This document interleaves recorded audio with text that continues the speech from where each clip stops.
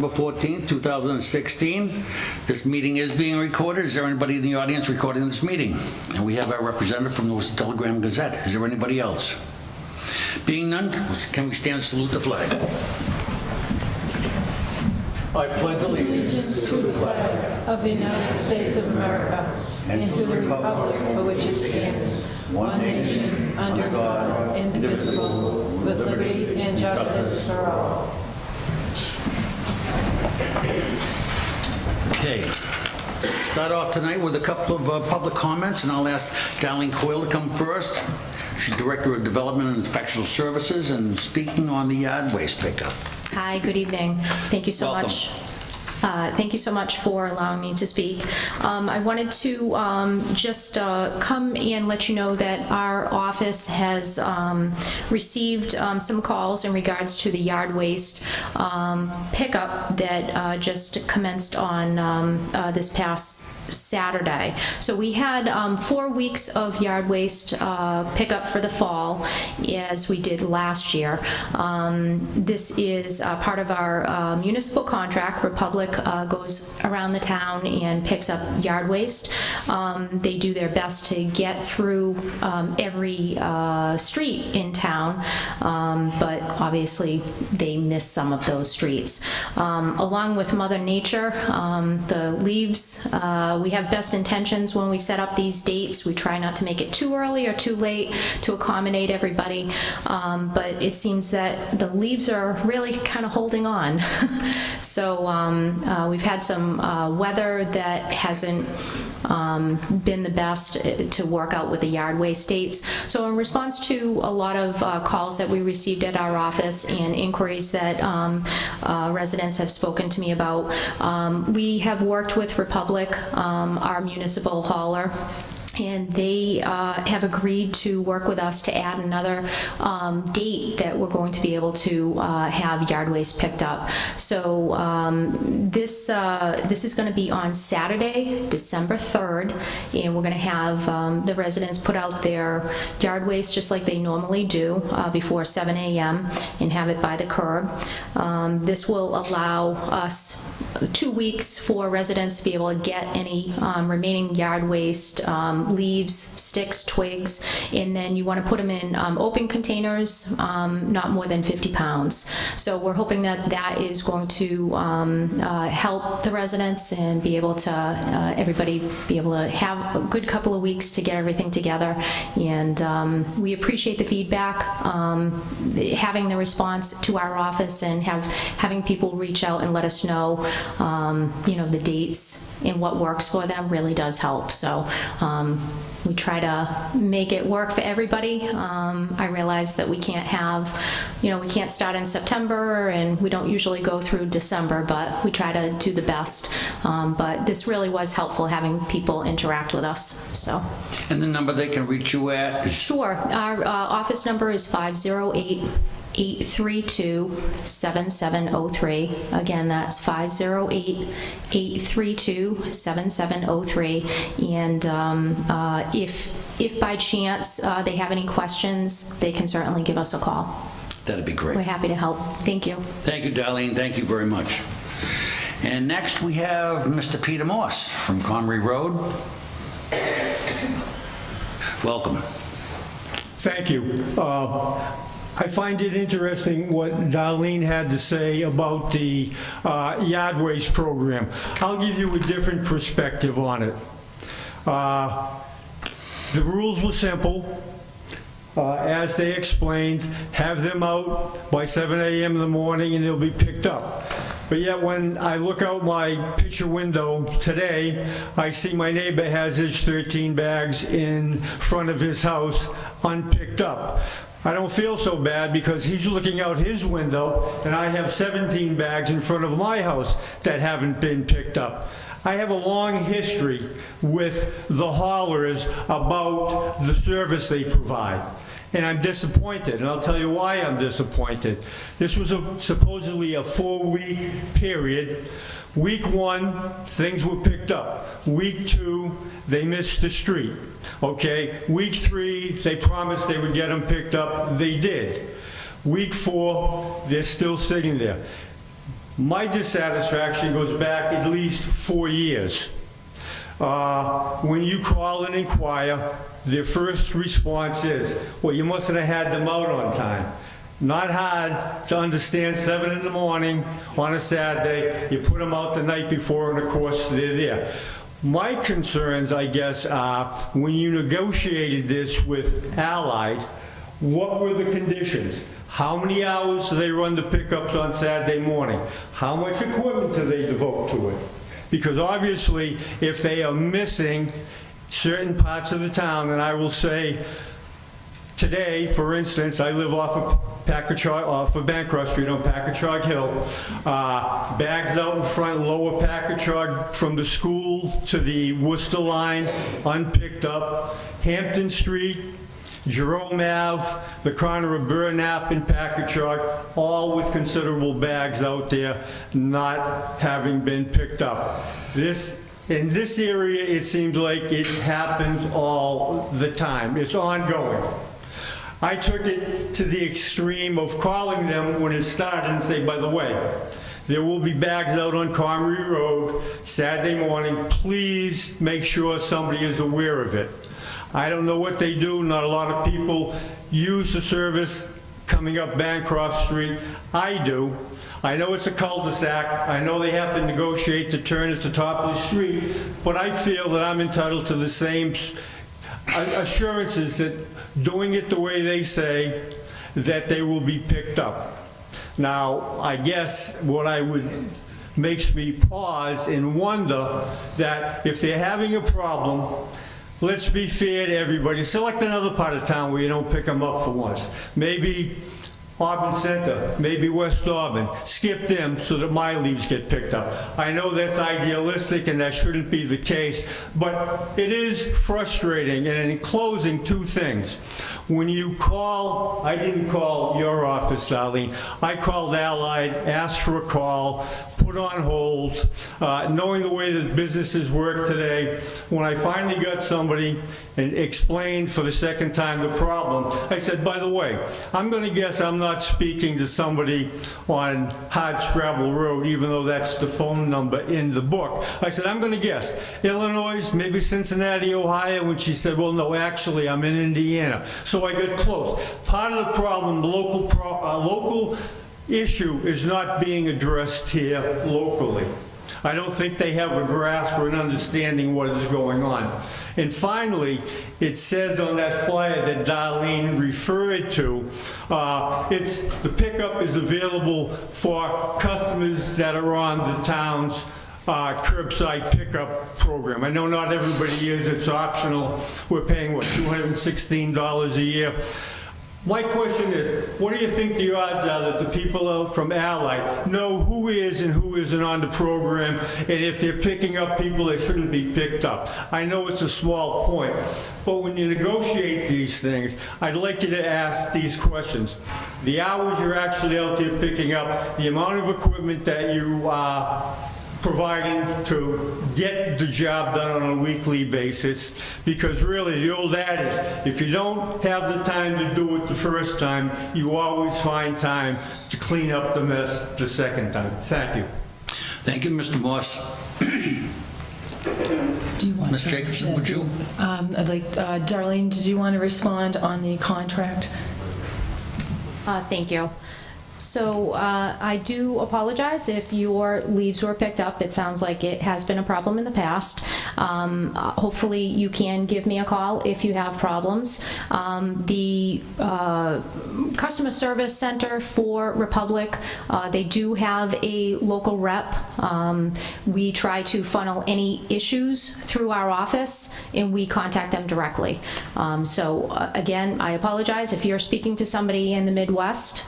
You have a right to have your complaint addressed locally, and that's something that our office does their best to take care of that. For as far as the trucks that were out, I believe there were 10 trucks that were out combing the town for the yard waste pickup. Part Part of the issues that we have with yard waste, and I appreciate the feedback, whether it's good or bad, and it helps us make informed decisions as we move forward. In the past, you may recall, we used to have 6 pickups. We have tried to bring that down to a more reasonable number to 4. In this case, we're adding another one this year due to the need, so we have 5 pickups. But part of the reasoning for that was that we had 6 dates, and unfortunately, the more time that we had, people wouldn't put their yard waste out for the first couple because they knew they had a week after and so forth. So what happens is often the last 2 weeks are kind of loaded up, and so the staff for the first couple of weeks are driving around town. There's not a lot of yard waste out, and so for the latter parts of the weeks, what happens is everybody's trying to get their yard waste picked up, and so often they are, it sounds as if they're missing that certain streets. So again, I apologize. That's something that we can address, and I can speak to you offline about that. As far as it being your neighbor and you, they obviously just missed the whole street. So again, I can connect with you.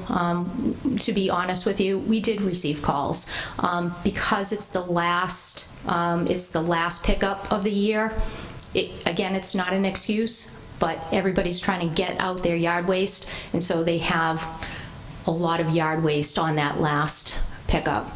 So Republic continues to work with us. We try to tweak it so that we're meeting the needs of the public, and certainly there's always room to improve.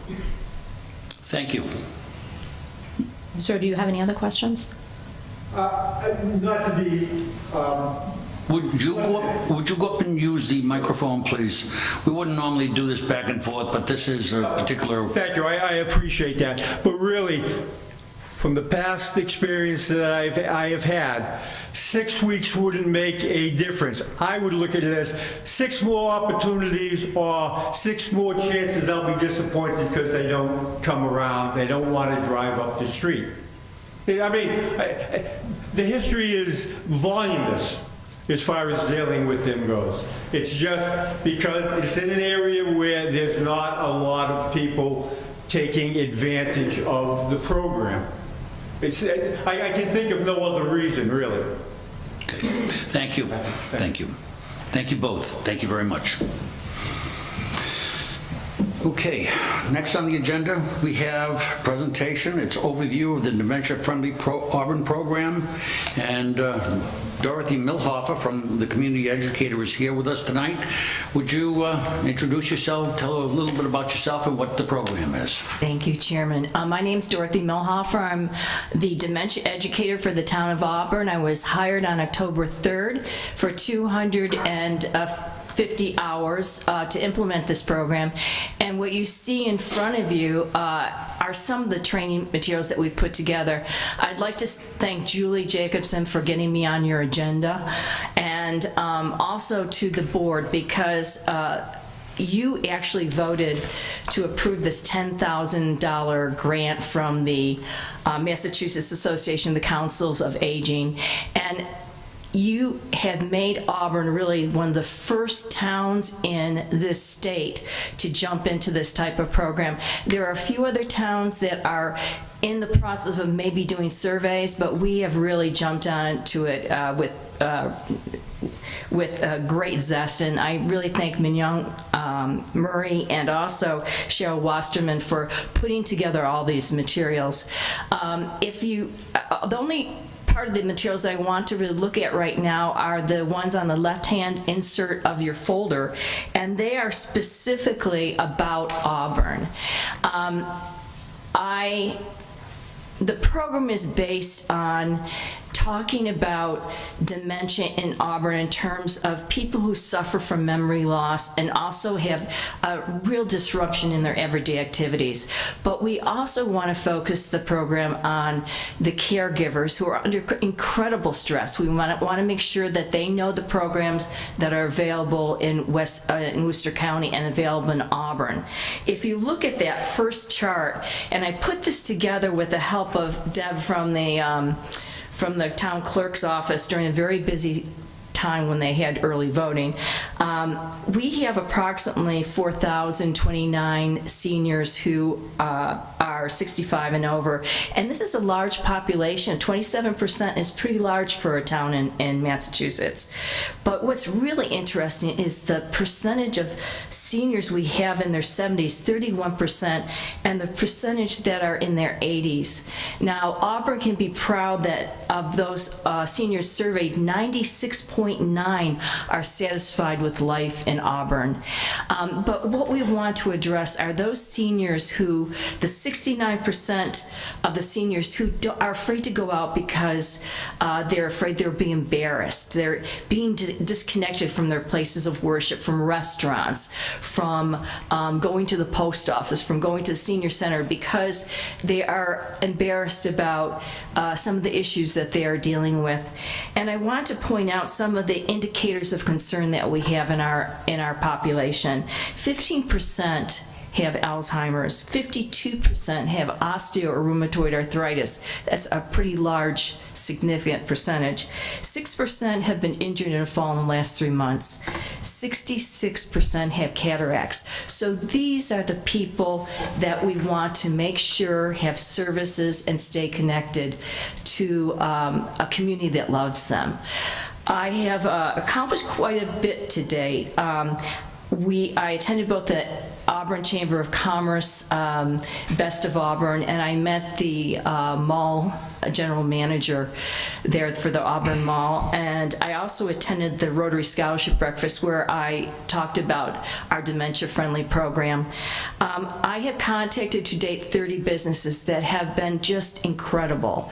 The franchises have been difficult because the approval levels, you go up and up and up, but the mom and pop stores, the Dunkin' Donuts, it's a major gathering place for seniors in this town.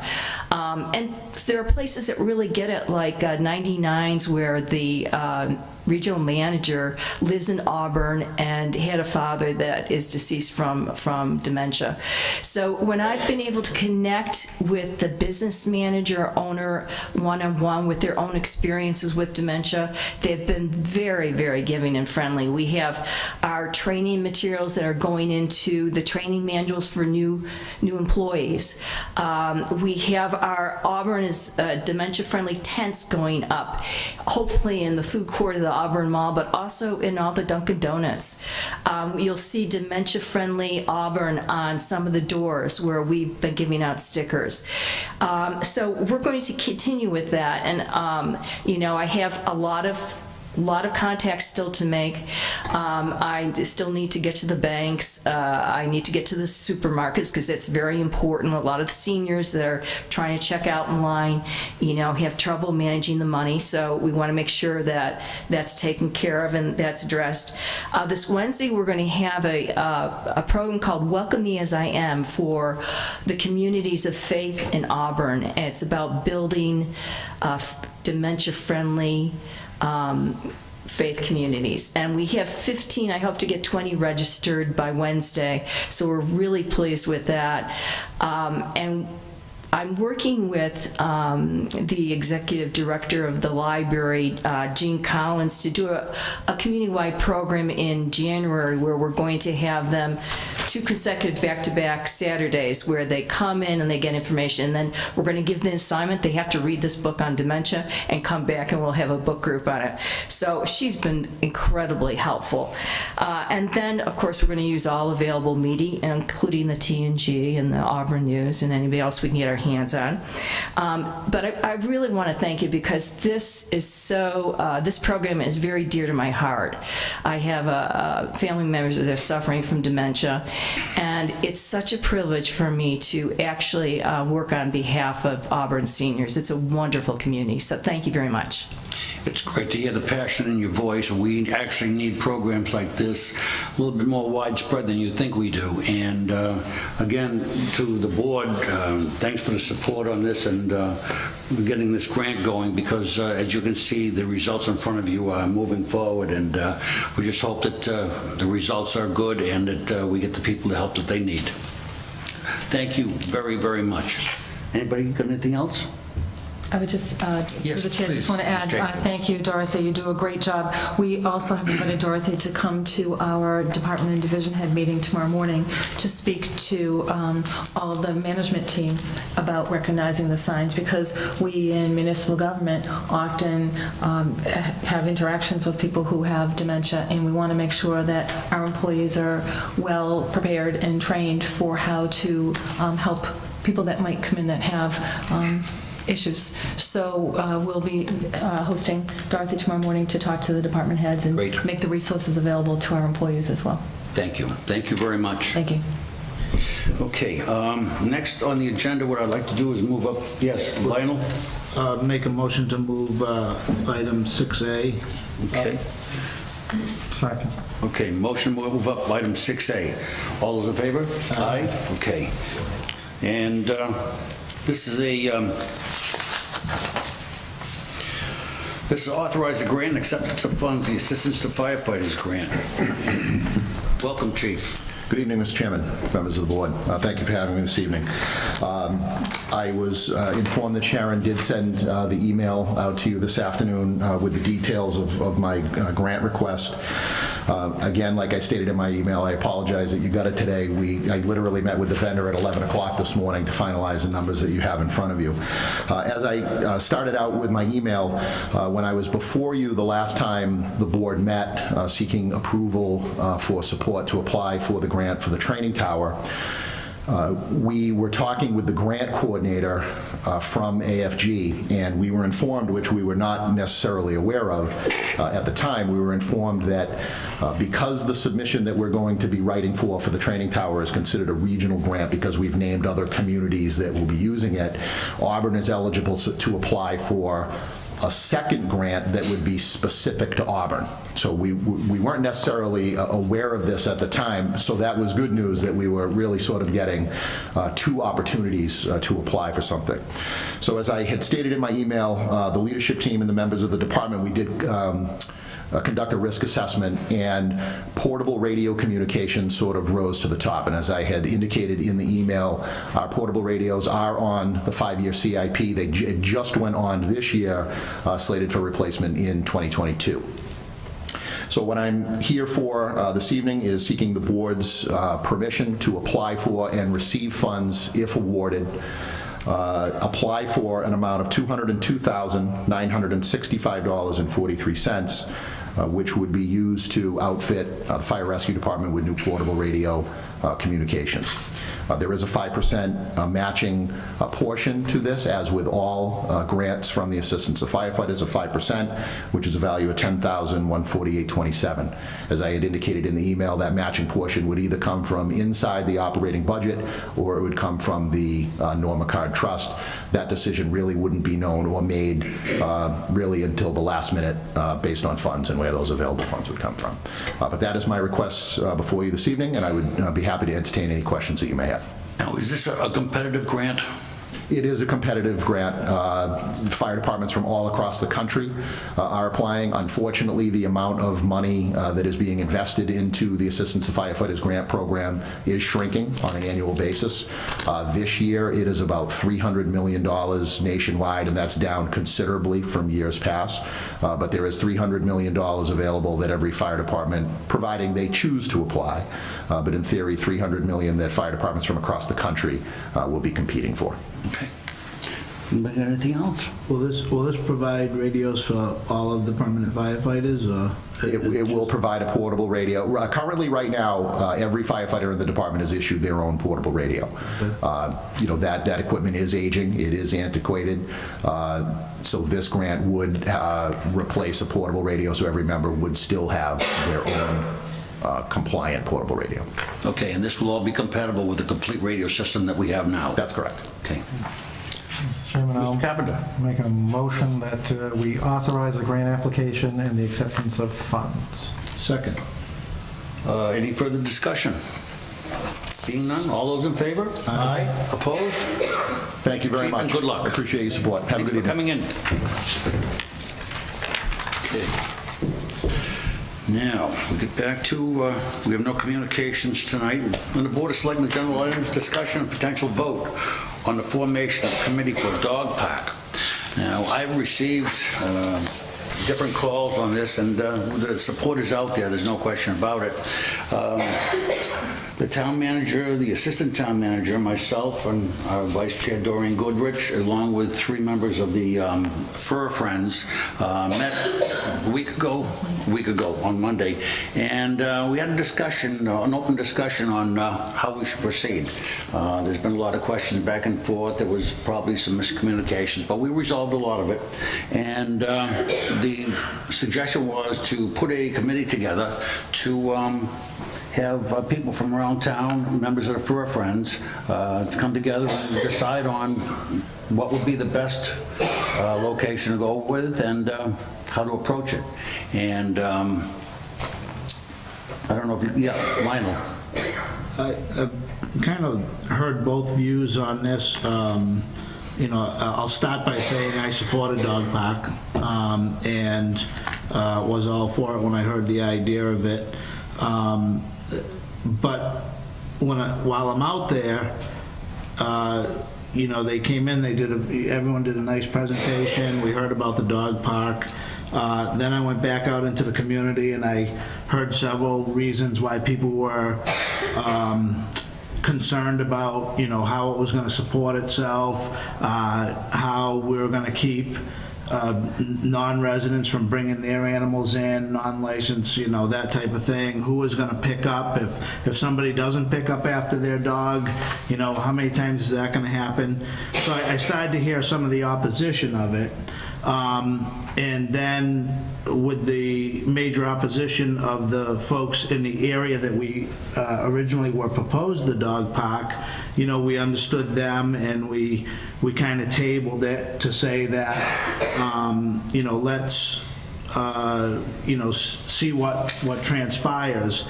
That became a message, I believe a wrong message, to people that said we didn't want a dog park. That wasn't the message at all. But we just didn't have anything further to go on.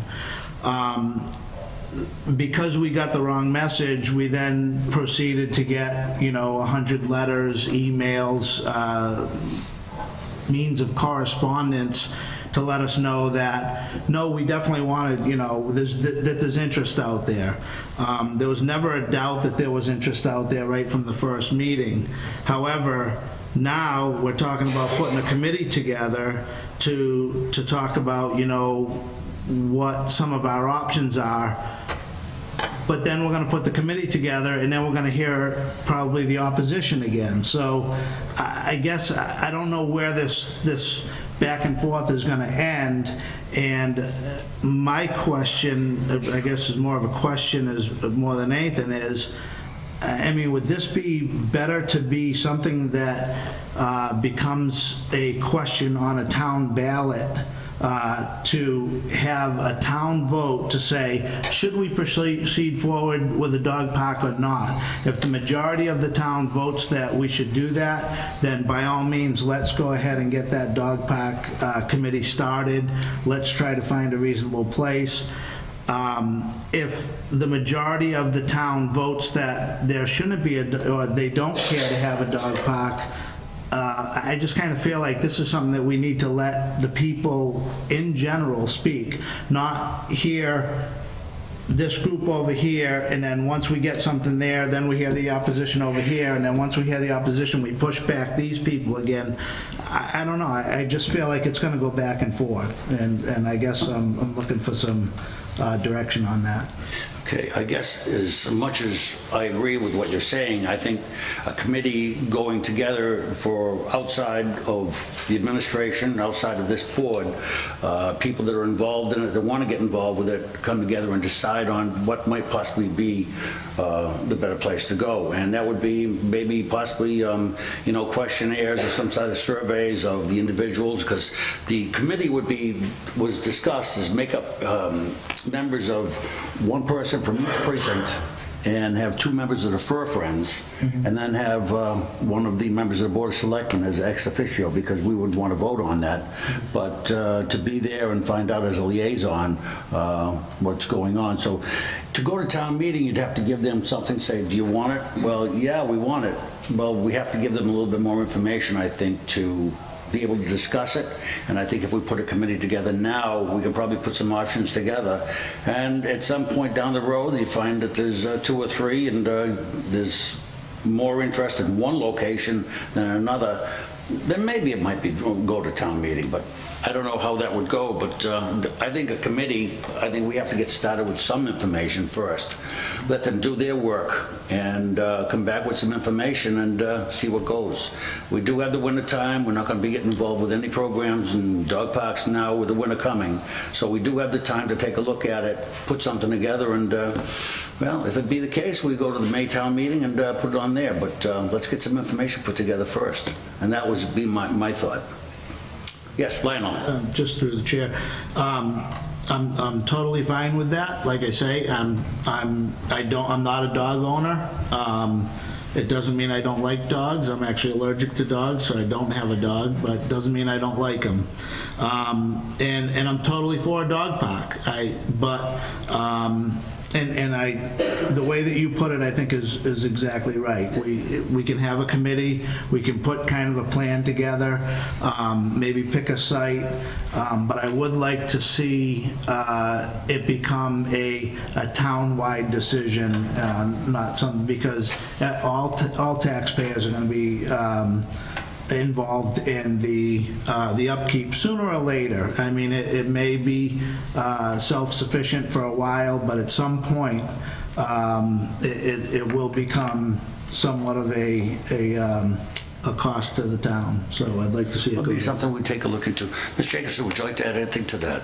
Through the chair, I believe both of you have hit the major points, but some of the people that I've discussed it with, and there are a lot of residents in town, I see a couple here that I've met with that clearly would like a dog park. Likewise, we've received not as many, but a couple that were not interested in one because of the potential cost, or not that they weren't interested, they were just concerned about security and cost. All of those things I think can be addressed through working collaboratively to try to identify a site. I think the main issue is, while most people have written that they support a dog park, the issue is where do they support a dog park? And we've said it before, we need to identify a site in order to get the support, not just of the other residents in town, but also of those who would actually use the dog park. We want to make sure that the location we choose is palatable to those who are seeking to use it. So this would give us the opportunity, by having a committee, to start again. Some of the people we met with did say, well, we've already looked at sites, and does that mean that they're off the table? I don't think anything's off the table. I think we looked at sites and we came back with a recommendation for one that seemed to have the least amount of challenges. It was not perfect. There were clearly some issues, but that doesn't mean we can't revisit the sites that were looked at. Maybe there's a site that's out there that we didn't look at, that we didn't think of. So we're certainly open to providing whatever information we can to help the committee do their work.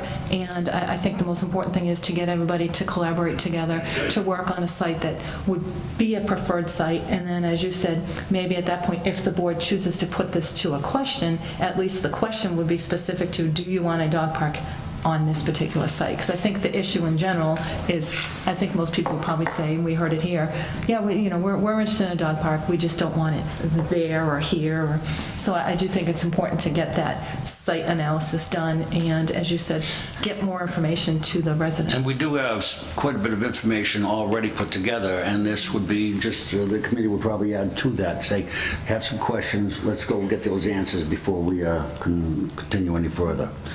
So that would be my suggestion, is to put a committee, and the committee would be made up of one member of each precinct, and if possible, there may not be anybody from, say, precinct 2 that may not, but I'd like to have at least 5 members of the town at large, and then 2 members of the Fur Friends, and one of us as a liaison, just to be part of that committee and hear what the project is. So if that be the case, I would like to make have a motion made to put that committee together. Mr. Carpenter. A couple questions. Yes. Who's going to appoint the committee, and what kind of support is the committee going to receive from town staff? Okay.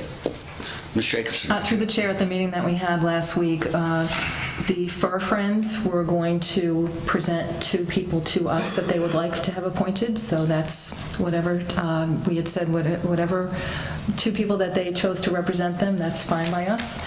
We also said that we'd like to get a resident from each precinct. We know from past experience, particularly with the Finance Committee, that occasionally we'll wait a couple of years to get an applicant from a certain precinct. There may not be one. So thus, for the reason of changing the bylaw on the Finance Committee, the preference would be to get 1 resident from each precinct. If that doesn't happen, I believe that the fairest way to do that is to most likely just put the names, literally put them into a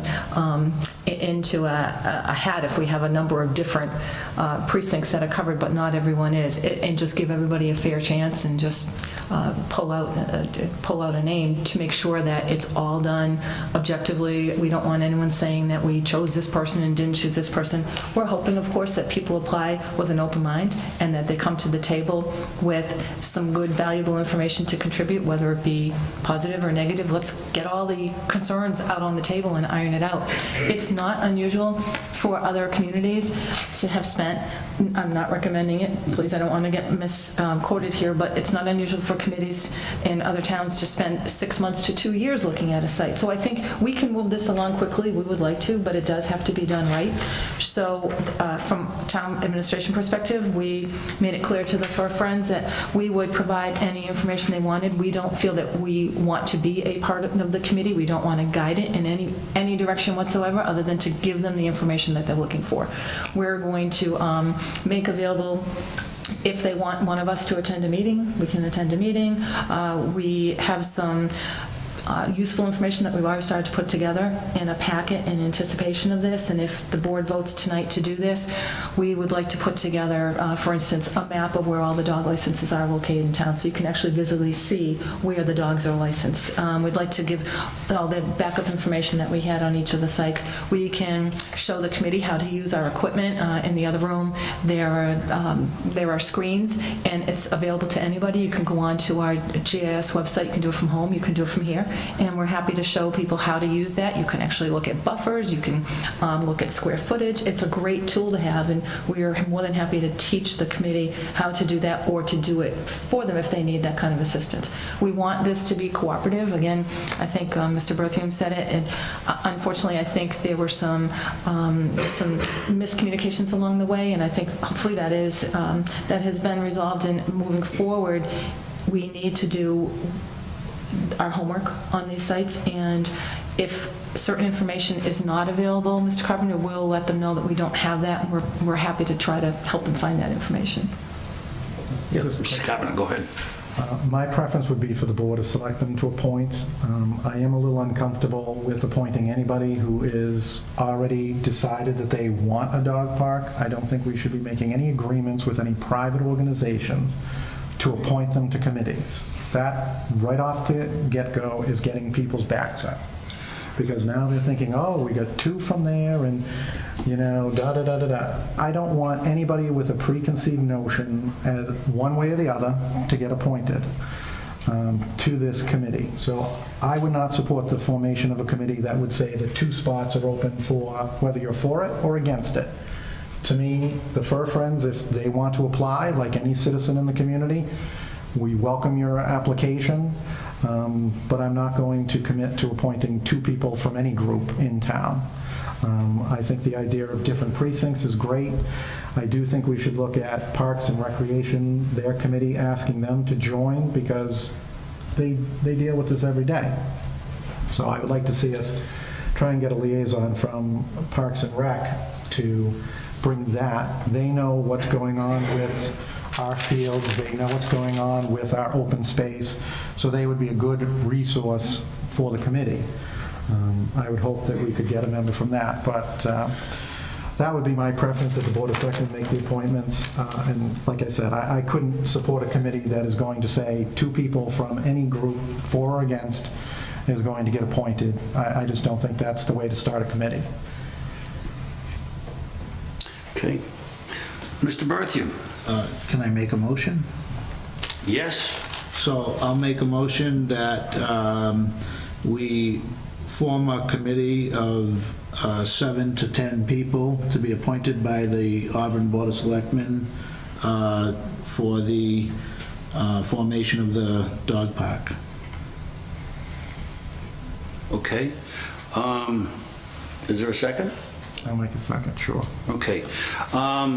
7 to 10 people leaves kind of a door open.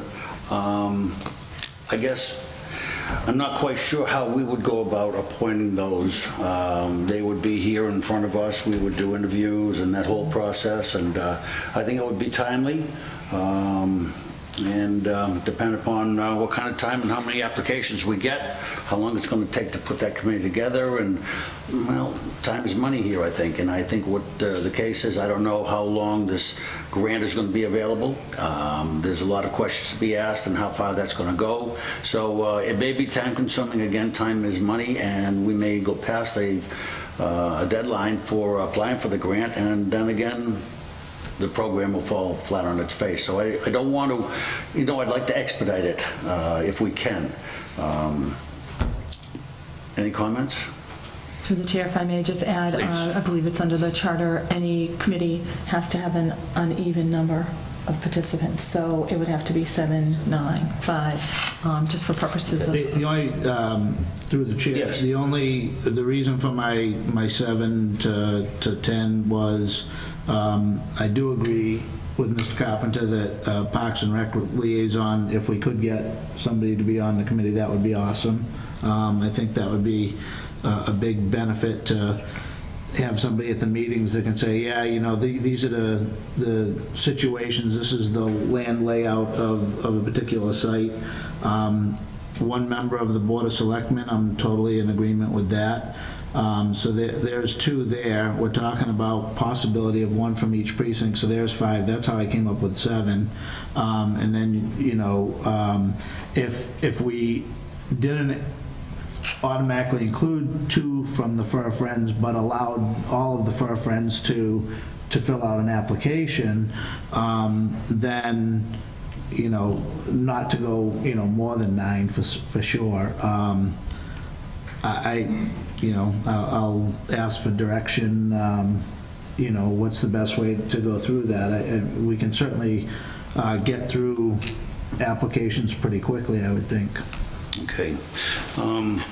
The application process, can you? Through the chair, I just want to comment. I think the conversation that we had earlier, and certainly up for discussion amongst the board, whatever the board wants to do on this, the thought was if the board is the body that has to vote to apply for the grant, that you may not want to have a board member be a voting member of the committee, because the committee would actually be making a recommendation to the board, and then the vote would be voting on it. So you may want to have a non-voting a liaison to the committee as opposed to a voting member. From the Board of Selectmen, From but the what Board of about Parks, Selectmen. what about Parks and Recreation? Parks and Recreation, we can ask, all we can do is ask if someone, if someone would like to put an application in. I would also suggest, if we're doing that, to look at the Open Space Committee.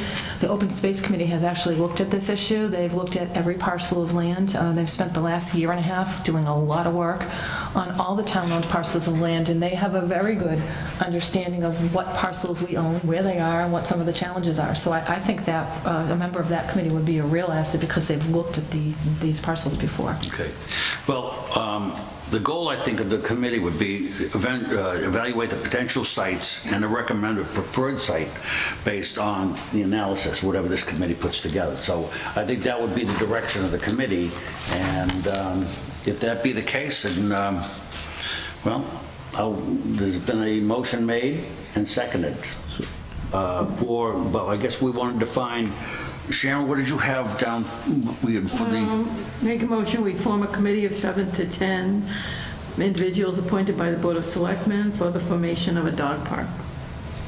Okay, so the 7 to 10, right, like Ms. Jacobson says, we have to have a odd number. So I'd like to revise that, and actually, I guess if we're saying it that way, make a motion to form a committee of, let's just say 7. Okay. People, and I don't think it should say the formation. I think the motion should say to review location, a potential location, and I don't know, it would be an expense of the dog park. Cost analysis. Cost analysis of the dog park, of a dog park.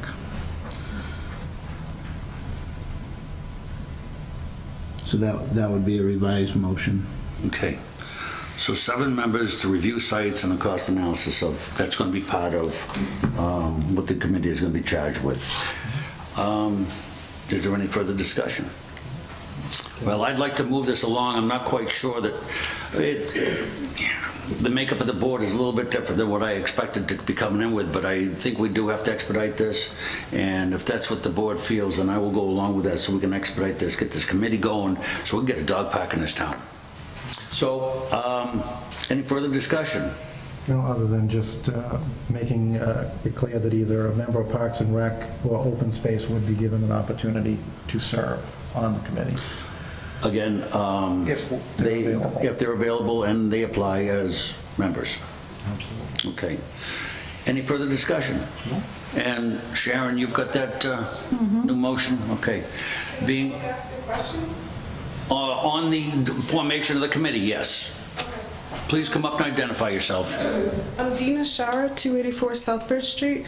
I just wonder how the tennis courts or any of the other recreation areas got formed. Was there a committee like this appointed to do a children's playground or tennis court or golf site?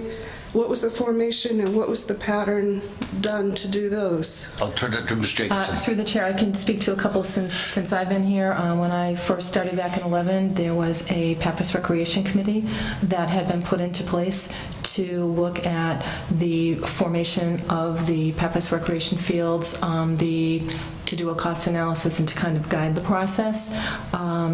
We do have a Parks, Rec, and Cemetery Commission that does look at other uses. There have been since I've been here, there have not been new fields that have come on other than the Pappas Recreation Fields. Okay. Early on, there was a Packagug Golf Course Oversight Committee. This was prior to the charter change, prior to 2009. There is now a Packagug Golf Course Advisory Committee that does look at and make recommendations to town administration on the golf course. So it is common to have a committee. We've had several, whether it be called a committee or an advisory group. We often do that. I'm just wondering were there friends of Pappas, or because you almost sounded like you wanted to exclude fur friends, and those are the people that have the best statistics characteristics and utilize the parks in other towns. So to exclude them, you're missing a big piece of information. Could I speak to that? Yeah. Mr. Berthium? I in no way am trying to exclude the Fur Friends. I think the Fur Friends have done an amazing job of coming and presenting to us, and I would love to have, you know, if it be the 7 that we choose that happen to be on the Fur Friends, that's fine. But I think Mr. Carpenter has a point that when we form a committee like this, if there are other people that want to be on, we can't also just say that the Fur Friends just automatically get 2 seats. So I am in no way trying to exclude the Fur Friends, and I hope that But the Fur 100 Friends Fur is- Friends that gave the letters are all wanting to be on this committee. Fur Friends is actually, from my understanding, going to help pick up some of the tab to this, so I think they have a vested interest. And they also have the experience of having utilized dog parks in other cities and states even. So to not give them a shot of having that voice on this committee, which is going to utilize it, help maintain it, and advocate for it, I think is kind of the wrong way to go. I would think you would want that perspective, because those Mr. are Carpenter? dog users. As Mr. Berthium said, when you create a committee, you don't put 2 seats for anybody. I'm not going to set aside 2 seats for someone who's pro or against. I'm not saying that you can't apply. I'm simply saying there are 7 people who can serve on this committee. We need balance on that committee. I am not going to agree to put 2 people, whether they're pro or against, on a committee as an understanding that that's not how you set up committees. That's not how you run a town. Towns are run democratically. People, anybody can apply for this position. I understand anybody. I'm just saying to exclude the input of the Fur Friends. Nobody's excluding anybody. Okay. Nobody even said excluding. I simply Well, said I'm not going to support putting 2 seats aside for any group in this community. I Okay. don't believe in that. I don't think that's the democratic process. I think your point is taken, and I think if this passes tonight, if we develop this committee tonight, this board is going to be appointing. And if we appoint, then we are going to see the backgrounds and see, so we get a balanced committee. So, yeah, if Fur Friends do come forward, then, yeah, they would definitely be part of that group. Okay. Okay. Thank you. Thank you. Only on the committee.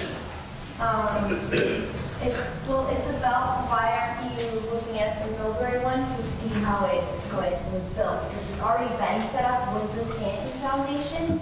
So are you guys looking at Millbury, maybe talking to those counselors and Well, seeing how they got it done? Her question was, are we going to take a look at the Millbury site? They have, a program all put together, and are we actually going to look at it?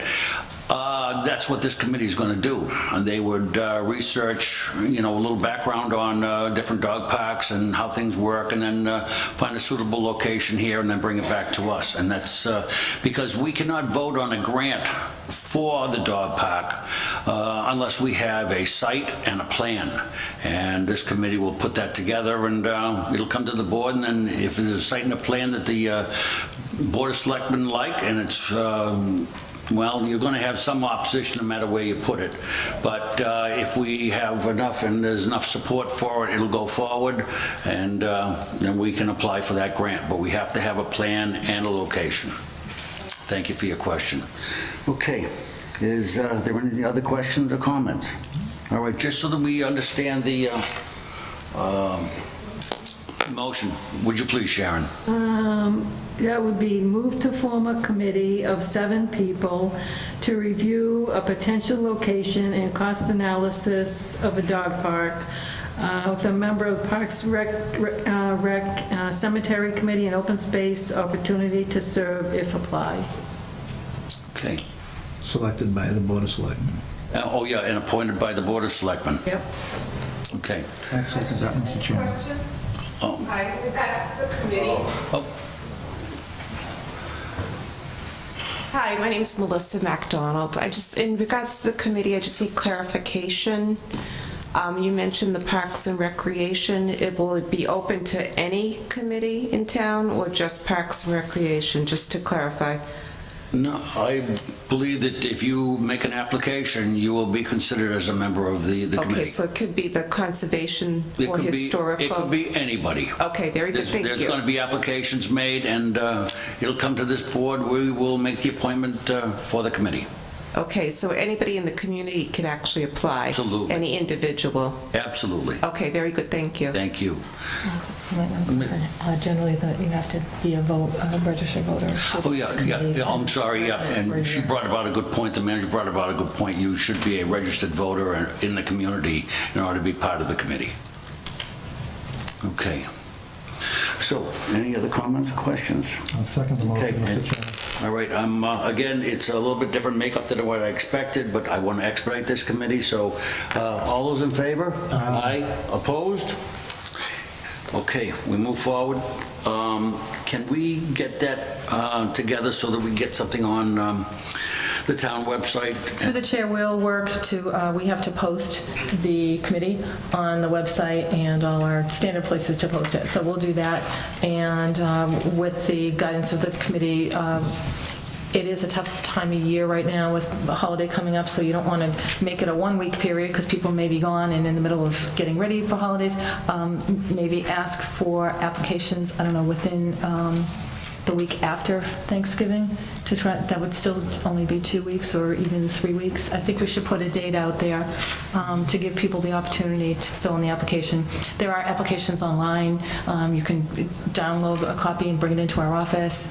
You can call my office, and we're happy to help walk somebody through and take them through the process. It's pretty simple, but if the board is okay with this, I would recommend that perhaps we have applications due by Friday, December 2nd, or the, I would say Friday the 2nd. That is the Friday right after Thanksgiving. Okay, great, thank you. Just as for future, there will be a liaison from this board on that committee, so think about it. I have an email here from Doreen Goodrich. It said that she would be also amenable to that, so, yeah, Mr. Berthium. Didn't the town manager just say we should not have a liaison? No, this from is- board? Through the chair, I think if I can clarify, was to have a liaison of the board but not be a voting member, because the board would then end up taking the recommendations and taking a vote on it. So as long as they don't, so they would be an eighth person, but not. Yeah, a non-voting member but a participant. Yep. Yeah.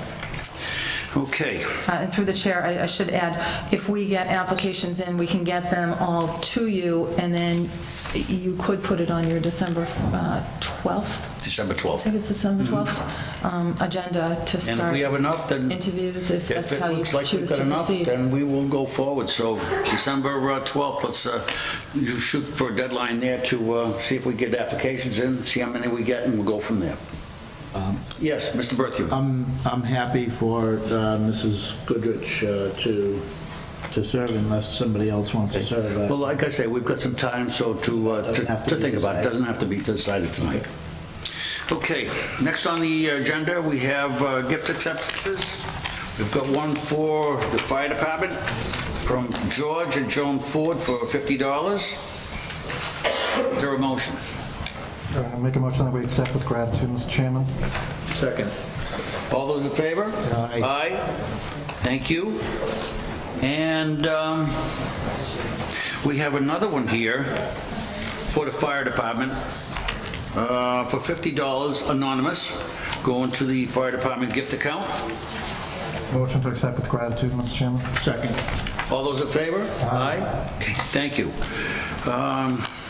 Let's see. Now, we have a proclamation request.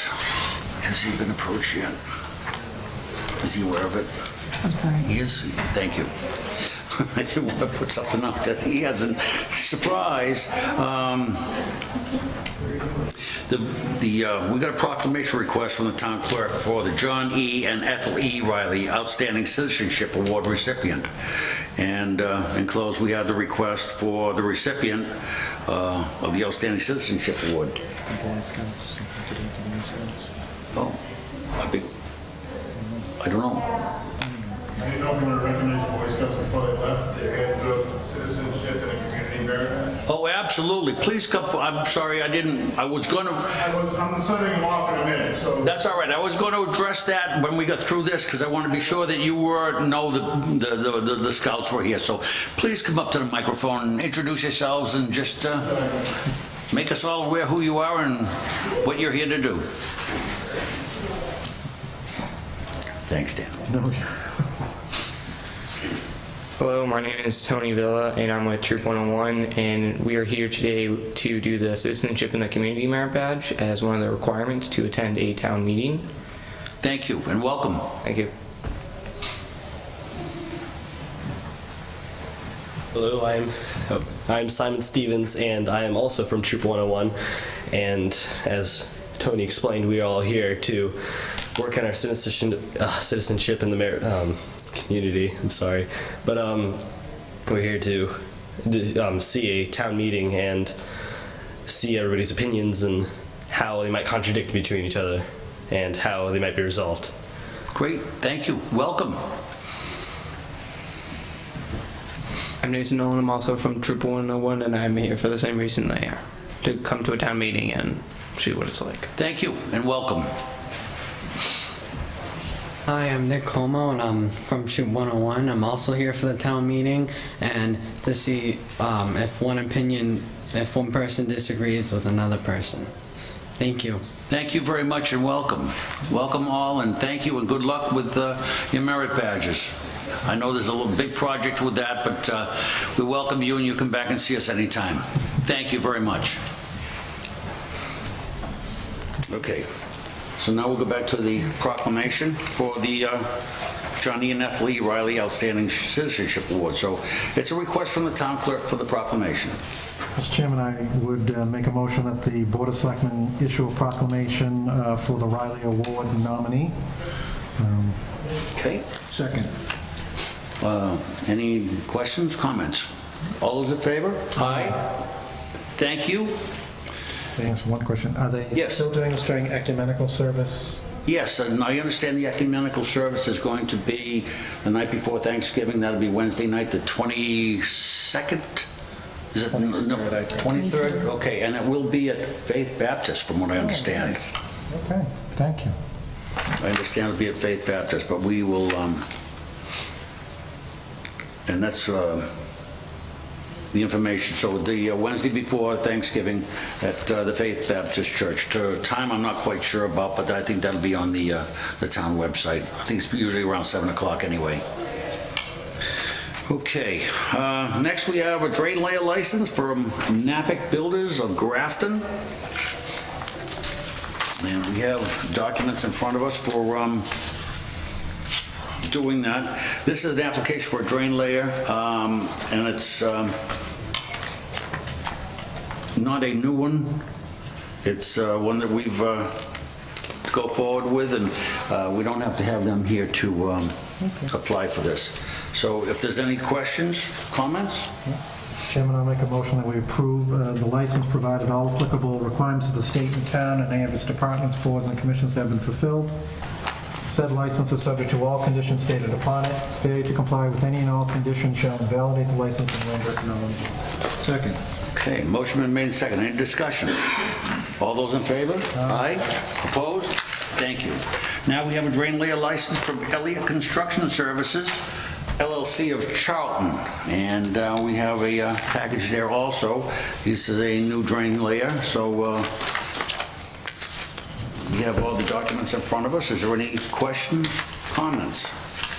Mr. Chairman, I'll make a motion that we approve the license provided that all applicable requirements of the state and town and any of its departments, boards, and commissions have been fulfilled. Said license is subject to all conditions stated upon it. Failure to comply with any and all conditions shall invalidate the license and render it null and void. Second. Okay, motion been made and seconded. Any further discussion? All those in favor? Aye. Opposed? Thank you. Okay, now under 5F, discussion on November and December meetings. I guess we'll turn it over to Ms. Jacobson. We do have some work to do on the 28th. We have an agenda we've already started to develop. It looks like there may be plenty of work to be done on the 28th. That's a busy agenda That'll through be a the busy chair. agenda. We may not have a lot of our business licenses in by then. We traditionally do that the first meeting in December, but the last few years, the board has taken a vote at, I think, their first meeting in December, which would be the 12th, to conditionally approve of the business licenses, assuming the renewal applications were all in place by the end of the year. So that has been done the last at least 4 years, I believe that vote's been taken, if not 5. So on the 12th, you could do that. And then I still think we should just wait as we get a little closer, but maybe of all the meetings that you could forego, it might be that one December 28th, the one between Christmas and New Year's. That may not be a busy one. It may be quieter as far as applications and things coming in, but we won't know for a little bit. But just speaking with the town manager, we have some stuff coming up on November 28th, so yeah, it'll be a busy night, but we will, it'll be worth our while to be here. Okay, through town manager items, we're going to do 6B, update on restoration of Veterans Memorial Corridor Parks. Through the Ms. chair, Jacobson. thank you. I just wanted to let the board know, as we did have a resident that came in here in the summer to voice concern, actually came a couple times, I believe, to voice concern about the lettering on 2 of the monuments in our parks. And as a result of the first meeting, Mr. Coyle, DPW director, reached out. It did take a little while to make contact with the company, but fortunately he was able to make contact with the company. This was a project that was done those were installed 7 to 8 years ago. And it was a state project that received, as you know, federal funds, state funds, as well as local. And the Mass DOT, Department of Transportation, was actually the project manager of that. So through Mass DOT, the project had been bid, and I believe Ludlow Construction was the company that had actually built the parks and hired the subcontractors, which included the granite company. So following the path of how we got to the granites, it is called Granites of America. And Bill Coyle, after a couple of months of conversation back and forth, sharing maps, sharing pictures, the company did come out about 2 weeks ago and repair the lettering on 2 of the monuments where the paint had started to wear off on one particular section of it. They did that free of charge for us, and we were prepared to have DPW take that project on themselves if we weren't getting any response from the company, but they did the right thing. They came out, they repaired it, and they also looked at, someone had asked about the dampness on part of the stone, and it's what the engineers call wicking, as if the stone that was chosen, it may have some porousness to it, if that's a correct word. It is porous, and as it sits on the ground over years, it will wick. I mean, some of the moisture will come up from the ground and get into the monument. Depending on weather and the stone curing, that may stop. It's not damaging the stone. Stones do get wet and they take longer to dry out, but that is from wicking. There is nothing structurally wrong at all with the stone. So they did fix the lettering, and we're grateful to Granites of America for doing that for us and coming out. They did send their artist who came out. They refer to them as an artist because it is quite an art to doing this, and they did a good job. Yeah. As a matter of fact, this being this past Veterans Day, I did have a chance to visit all the memorials myself, and they did an excellent job. It looks great. Of course, the weather has been upon us, so the leaves are coming up, and some of the stems are starting to die off, and there'll be some cleanup to be done. But other than that, the monuments, the parks themselves are in good shape, and everybody's ahead of it and taking good care of them. So thank you to all involved with that, and thank you very much for that update. Thank you. Next, we have recommendation for a tax abatement and exemption advisory group. Now, this comes back to our last meeting where we had the tax classification, and it was one of the things I had, requested that we possibly do to help out whatever residents we can with tax abatements. And I guess I'll turn that over to Ms. Jacobson about that. Through the chair, as you pointed out, Mr. Chairman, there was a discussion by the board at the tax classification hearing, which was your last meeting on October 24th, and a couple of ideas were generated by members of the board that we had taken our notes on, so we just put them together to bring back to you what a potential advisory group could look like. We're recommending calling it the Tax Abatement and Exemption Advisory Group because you did discuss both abatements and exemptions, so to not leave out one or the other. It was suggested that we have one member of the Board of Selectmen, one member of the Finance Committee, one member of the Council on Aging, the Chief Financial Officer, the Chief Assessor, who are both involved in all the exemption programs from the financial management standpoint, as well as the Senior Center / Elder Affairs Director, which, as you know, we are very disappointed but happy for her.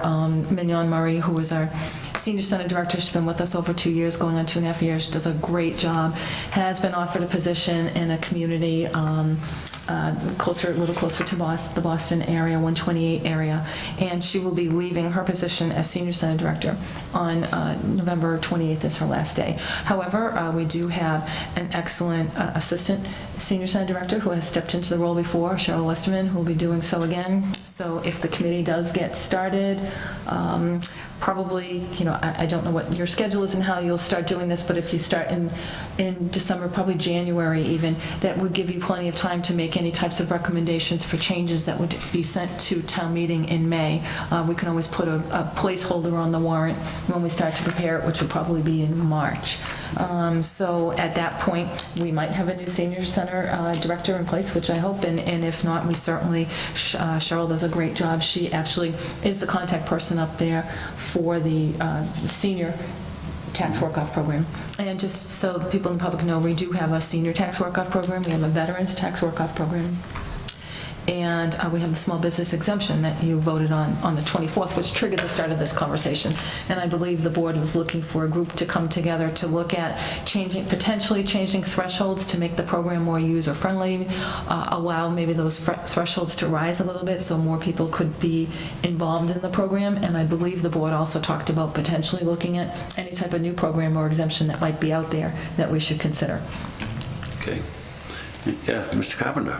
Can I ask a question? Should we have the veterans agent or someone from the Veterans Committee serving, just because I know that there's some exemptions for them that might need to be explored? Yes, through the chair. Yes, that is a good idea. As a matter of fact, that would be my mistake, because I know we discussed it, and I think you discussed it that evening, and then we were looking at this the other day. So yes, we should have our veterans agent because of that exact reason. We do have that veterans tax work-off.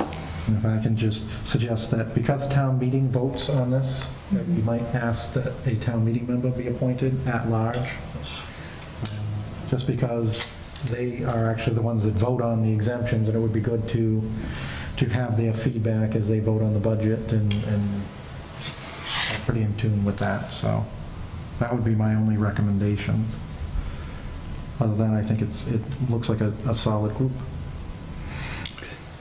Ms. Jacobson, anything on that? Okay. Let me just take a look quick. 1, 2, 3, 4.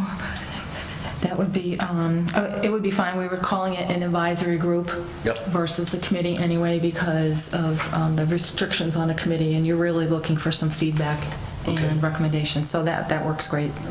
Do we need a vote of this board to put this group together? I think it would be a good idea.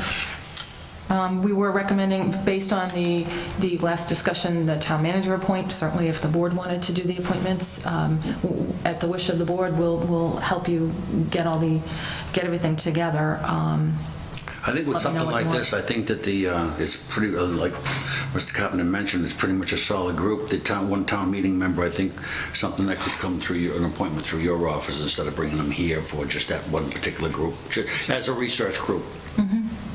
I agree, Mr. Chairman, and I would make a motion that we support the recommendation of the town manager with the addition of a member from the veterans group and a town meeting member at large. I second. Okay, any further discussion? Being none, all those in favor? Aye. Opposed? Okay.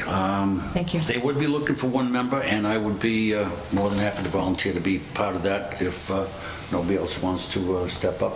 I also got the email that Doreen Goodrich said that she would be part of any committee or group that was proposed if there was a vacancy available. I'm also willing, so but Okay, we can discuss that when the group gets put together. Okay, thank you very much. Okay, and under 6D, we have a local government advisory commission update on Chapter 90 fund advocacy. And Ms. Jacobson. I did send the board an email, but I just wanted to, first of all, let the residents know that we were really honored. As you know, I'm a member of the Local Government Advisory Commission through our participation on the Mass Municipal Association, which is a very active group of municipalities, 351 across the Commonwealth. And as a member of the board, we also serve on the Local Government Advisory Committee, and we have the opportunity, 7 times a year to meet with the lieutenant governor and sometimes the governor as well at the State House to advocate for certain programs. And I did receive a call a couple weeks ago from the MMA asking if I would give a presentation along with our DPW director, Bill Coyle, to the lieutenant governor on Chapter 90 funding and the importance of Chapter 90, which is our roadway. For those who don't know, Chapter 90 funding, it comes in to help us with our infrastructure. And we were asked to present, we were given 10 minutes to present about the reason why, first of all, the $200 million that the Governor Baker administration has been able to get for the last couple of years is an enormous benefit to communities across the Commonwealth. And we were also asking for a consideration to make that $300 million. When Governor Baker was first appointed, I believe his first day on the job, he released $100 million that had been kind of locked up from the prior administration, and that was released. So that first year we did get $300 million. We recognize it's a very hard, challenging fiscal year for the state, and our request to the Lieutenant Governor was that we thank them very much for their support. Both she, Lieutenant Governor Polito, and Governor Baker have full understanding of the impact of Chapter 90 on localities. They were both selectmen. They understand it. They get it. They know what's important. They also have to try to balance their budget, so we just asked, if possible, can you release more money to cities and towns? Bill Coyle was asked to speak on Auburn's use of the Chapter 90 funds, which we were honored because of all the communities in Massachusetts. They chose Auburn to talk about how we maximize our dollars. And as you know, through the support of yourselves, the Finance Committee, town meeting, we have been able to put additional funds in both roadway, infrastructure, sewer, other dollars every year to leverage the Chapter 90 funds that we get. And we also have a very unique program here. We have a 20-year road program, and it's very specific, and every road is evaluated every single year. We have a massive chart that, as Bill said, if you look at it too closely, your eyes would spin. It's a long chart, and it's 20 years out, and the whole point of our program and what we're trying to show other communities as a model program is that if you put enough money into your program in the early years, in the latter years, you're not reconstructing every street, you're maintaining it. And the cost to reconstruct is far less than the cost, cost to maintain is far less than the cost to reconstruct. So if you can put money in the early years and get your roads done properly, in the latter years, it will be less costly both to municipalities and to the state. So we were happy to make that pitch to the Lieutenant Governor, and we fully recognize it is going to be a difficult year. We're grateful for the Chapter 90 funds that we get, and I did want to congratulate Bill Coyle because he did give a presentation to the Selectmen's meeting recently, and they were impressed with his program, what he's done, how we put this program together and implemented it, and what we do every day down at DPW. So I want to thank Bill and everyone at DPW for doing a great job and for making Auburn proud to be recognized like we were. Thank you. Any comments? Okay. Thank you very much. Okay. We have no tabled items. We have no Board of Selectmen member items. Any public comment? Being none, we have minutes from September 12, 2016. Any errors, omissions, corrections, comments? If not, I'll accept them as presented. And have you got anything else, Ms. Jacobson? Through the chair, I just want to add to what Darlene Coyle was talking about earlier.